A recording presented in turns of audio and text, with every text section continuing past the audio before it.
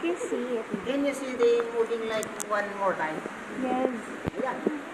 So, yung tawag sa batong ito ay itong brownish chocolatish na caramelish na ewan.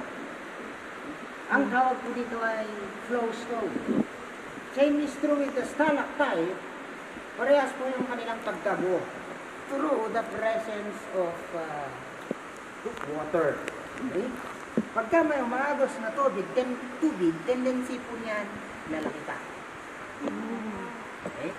Pero pagka wala na, dun yung time na titigas yung mga na-filter ng mineral sa water.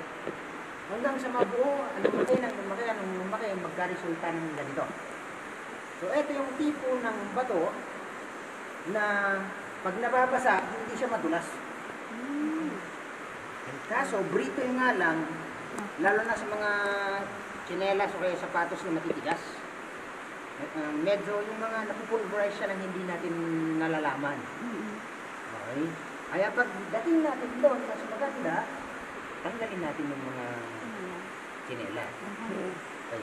Now, widen yung imagination one more time, ha? Dito tayo dito. It's a book. It's a nose.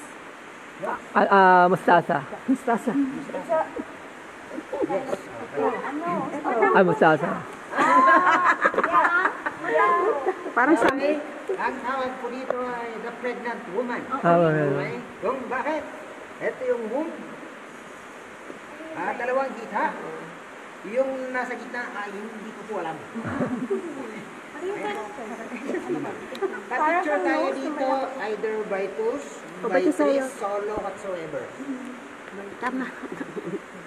Tantanan mo. May sino yung unang target? Na Sino? magpapapicture, meron ba? Wala. Sige po sila. Ikaw yan. Sino mo dati ka? Dito kami.